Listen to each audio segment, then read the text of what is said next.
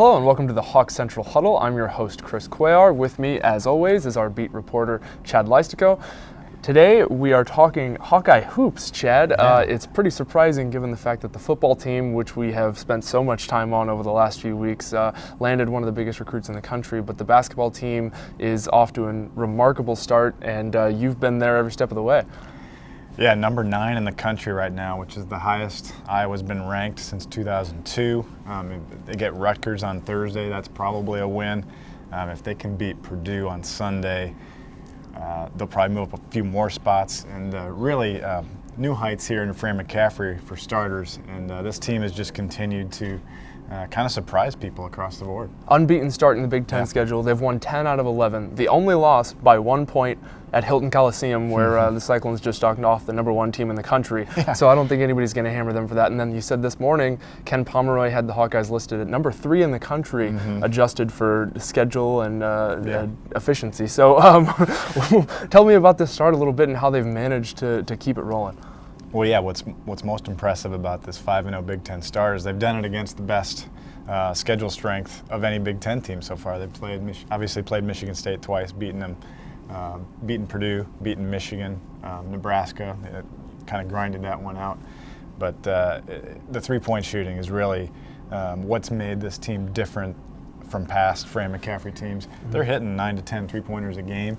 I mean, that's over 5.5 three-pointers a game last year. I mean, you're talking an additional 12, 14 points a game, and they're shooting 40% from three-point range. I mean, as you know, that's a high efficiency. And 7 guys averaging over 5 points a game and a ton of minutes. Well, yeah, and they can all shoot threes. Nicholas Baer can shoot threes. Sure. Dom Mule can't seem to miss a three-pointer.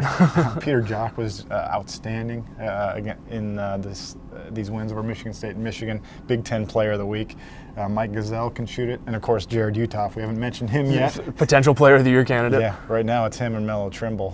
The way Denzel Valentine's stock is kind of diminished with a couple losses this week. So, yeah, it's a very exciting time for Hawkeye basketball. So what can you tell me about what fans should expect right now from Fran McCaffery's club? Because if I'm a super fan, I'm like, we've already got this. This could be a Big Ten championship team. And if I'm kind of more on the cynical level, I might think that maybe they're peaking a little too early. Is there middle ground? What should I expect? Well, Iowa does have a tougher schedule than some of its competitors. Indiana, 5-0 in the Big Ten, has played the easiest schedule so far of any Big Ten team, so we don't know enough about Indiana to be able to compare just yet. Iowa does play them twice down the road. Maryland's probably going to be, at this point, Iowa's toughest challenge for what would be its first Big Ten regular season title in 37 years. They've been to the Final Four more recently than they've won a Big Ten title. So it's where expectations should be. I would say, let's gauge it after the Maryland game. If Iowa's 7-1 or 8-0 after that point, then I think you're talking about a favorite to win the conference. There's got to be a ton of confidence going around right now around the team. I know the coverage is kind of showing that as well. What has actually changed in the mood in the locker room and with the staff? Yeah, I think the Iowa State loss really hurt these guys, but it also helped them to understand that they just need to be loose and just shake it off. And they've got 4 great seniors in terms of leadership with Uthoff, Clemens, Gazelle, and Woodbury. And Peter Jock has just been outstanding as a junior, probably the most experienced team in the country.